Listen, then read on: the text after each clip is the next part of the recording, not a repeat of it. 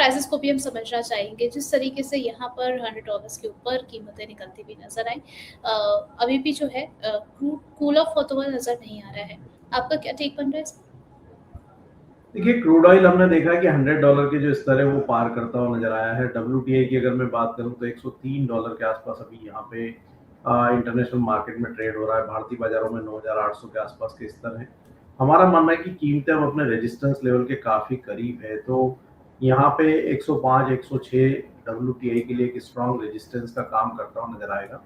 वहीं भारतीय बाज़ारों में हमारा मानना है कि 9,940 से 10,000 का जो दायरा है, वो एक रेजिस्टेंस रहेगा। तो लॉन्ग की पोजीशन में एक बार मुनाफा वसूली करने की सलाह रहेगी, क्योंकि अगर यहाँ पे फेड की तरफ से भी कुछ जो है संकेत आते हैं ब्याज दरों में आगे कटौती को लेकर के, या वहाँ पे स्टेबल रखी जाती है, तो उसके चलते मार्केट में वोलेटिलिटी रहेगी। दूसरा, यहाँ पे यूएस और ईरान के बीच में अगर कुछ भी जो है पीस टॉक आगे बढ़ती है, तो उसके चलते भी एक मुनाफा वसूली देखने को मिल सकती है।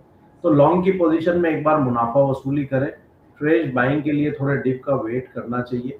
बेहतर होगा कि फ्यूचर के बजाय यहाँ पे ऑप्शन में रणनीति बनाई जाए। 9,500 की जो कॉल ऑप्शन है मई मंथ की, वहाँ पे गिरावट में 500 से 550 के आसपास की रेंज आए, तो वहाँ पे बाय करने का सोचे 340 के स्टॉप लॉस से, और ऊपर में 850, 901 ये रेजिस्टेंस जोन है, तो वहाँ पे मुनाफा वसूली करते रहे। अभी फ्यूचर के बजाय ऑप्शन में काम करने की सलाह रहेगी, और 9,500 की जो कॉल ऑप्शन है उसको गिरावट में खरीदा जा सकता है। ओके, यहाँ पर सर आपका टेक इस पर भी हम समझना चाहेंगे। यूएई की तरफ से जो स्टेटमेंट निकल कर के आया, उन्होंने कहा कि वो अब ओपेक से जो है वो एग्जिट करेंगे। अगर हम पिछले सेशन से बात करें तो अभी तक क्रूड के प्राइसेस जो है उसमें 3% का अपसाइड मोमेंट हमें देखने को मिला है। इस सिनारियो का जो असर है वो फर्दर हम मार्केट पर किस तरीके से देख पाएंगे? देखिए, यूएई एक हम कह सकते हैं कि मेन एक बड़ा मेंबर है ओपेक और ओपेक प्लस का, और वहाँ पे ऐसे में यूएई की तरफ से ये निर्णय लेना कि वो ओपेक ओपेक का मेंबर नहीं रहना चाहता है। तो यहाँ पे हम देखेंगे कि आने वाले समय में जो भी ऑयल प्रोड्यूसिंग कंट्रीज है उनके बीच में एक कंपटीशन जो है बनता हुआ नजर आएगा, और इसका ऐसे देश जो ऑयल प्रोडक्शन नहीं करते, स्पेशली भारत हो, चाइना हो, जापान हो, तो उनको इस चीज का आने वाले समय में फायदा मिलता हुआ नजर आएगा। दूसरा, जो आप किसी भी संगठन के मेंबर रहते हैं, तो वहां पे आपको संगठन की जो पाबंदी है, बंदिश है, उसको ध्यान में रखते हुए अपने उत्पादन को घटाना या बढ़ाना पड़ता है। लेकिन अगर आप स्वतंत्र होते हैं तो फिर आप उत्पादन जो है अपने हिसाब से बढ़ा घटा सकते हैं। तो ऐसे में अगर हम भारत के रेफरेंस में ही बात करें तो यूएई एक बड़ा ट्रेड पार्टनर है इंडिया का, और अगर ऐसे में ओपेक से यूएई बाहर निकलता है, तो वहां पे हो सकता है कि आने वाले समय में भारत के यूएई के साथ में जो ट्रेड रिलेशन है वो और भी मजबूत होते हुए नजर आए। और यहाँ पे अगर उत्पादन यूएई की तरफ से कच्चे तेल का बढ़ाया जाता है, तो उसका निश्चित रूप से फायदा जो है भारत को मिलता हुआ नजर आएगा। तो आने वाले समय में ये कीमतों को हम कह सकते हैं कि एक नियंत्रित करने के भी काम आएगा। और जब भी ये डिस्प्यूट सेटल होंगे यूएस और ईरान के, तो इसका निश्चित रूप से फायदा जो है भारत को मिलता हुआ नजर आएगा। ओके, यहाँ पर जिस तरीके से एनर्जी क्राइसिस हमने देखे हैं सर, और अभी ईरान की तरफ से एक प्रपोजल भी भेजा गया था यूएस की तरफ, और उसके ऊपर ज़्यादा पॉजिटिव रिएक्शन तो नहीं निकला है यूएस की तरफ से। अभी फर्दर जो है सिचुएशन में बहुत ज़्यादा इंटैक्ट नज़र आ रही है। आपसे समझना चाहेंगे सर, क्या नेचुरल गैस के लिए ज़रा कुछ ट्रेंड चेंज होता हुआ नज़र आएगा, कि यहाँ पर कुछ अपॉर्चुनिटी आप देख रहे हैं, या फिर अभी नेचुरल गैस को अवॉइड करके ही चलना है?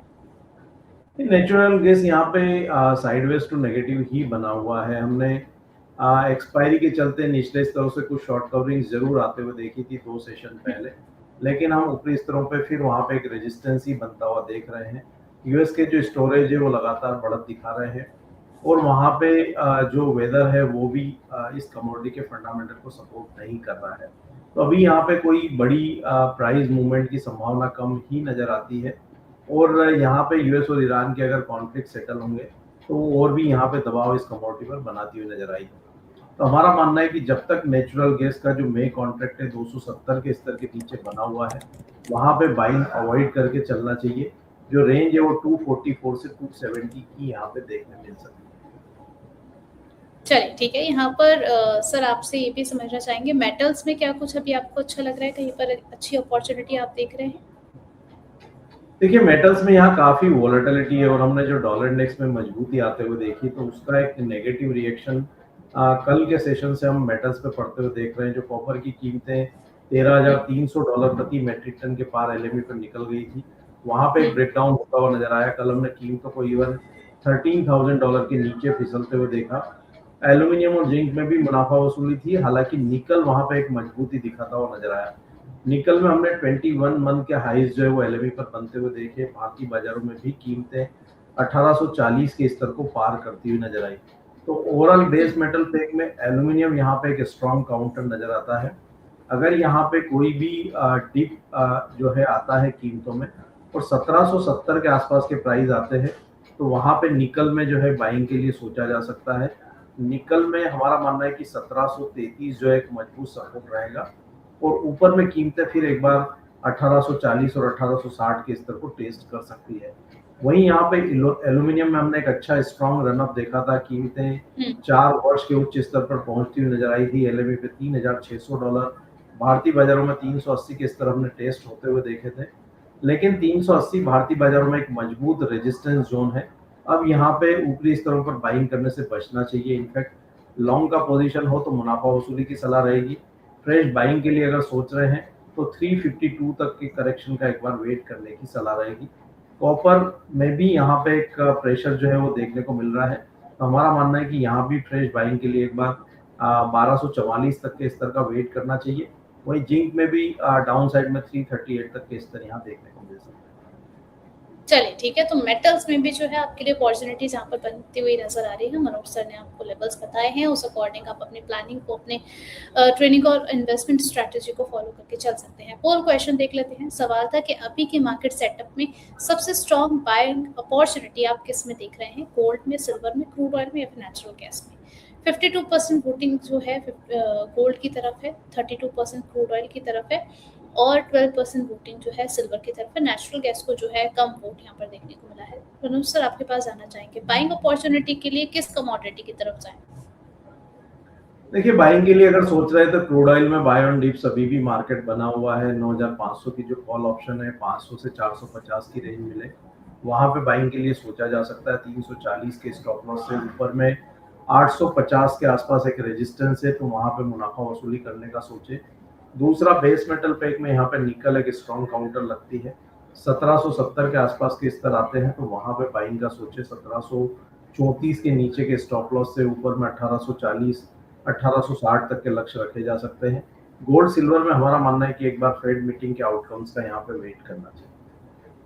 चलिए ठीक है, तो यहाँ पर जो है आज जो कमेंट्री होगी उस पर बिल्कुल कीन ऑब्जर्वेशन आप रखिएगा, क्योंकि उसी के बाद हम देखेंगे गोल्ड और सिल्वर किस ट्रेंड की तरफ डाइवर्ट होते हुए नजर आ रहे हैं। Thank you so much Manoj sir हमारे साथ जुड़ने के लिए और हमारे सभी सवालों के जवाब देने के लिए।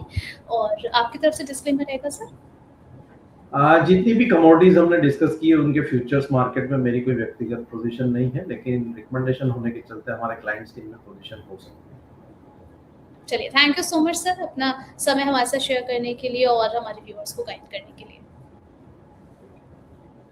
जितने भी व्यूअर्स हमें देख रहे थे आप सभी लोगों का बहुत बहुत धन्यवाद। अब आपसे मुलाकात होगी कल, तो बने रहिए फाइनेंस ज्ञानी के साथ। नए दर्शक हैं तो चैनल को सब्सक्राइब करना, वीडियो को लाइक करना बिल्कुल मत भूलिएगा। और साथ ही साथ जितने भी हमारे नए मेंबर्स हमारे साथ जुड़ रहे हैं, आप लोगों के लिए डेली बेसिस पर जो 8:40 पर शो होता है उसको ज़रूर वॉच कीजिएगा। उसमें आपको कई सारी जो है वो चीज़ें सीखने को मिलेंगी, समझने को मिलेंगी। एंड वन मोर थिंग, कोई भी अपॉर्चुनिटी मिस नहीं करनी है, इसलिए अपने क्वेश्चंस लगातार सेंड करते रहिएगा। और अगर किसी भी शो के रिगार्डिंग, मेंबरशिप के रिगार्डिंग अगर आपकी कोई भी क्वेरी हो तो प्लीज़ कमेंट बॉक्स में हमारे साथ ज़रूर शेयर कीजिएगा। किसी भी वीडियो के साथ में आप जो है अपने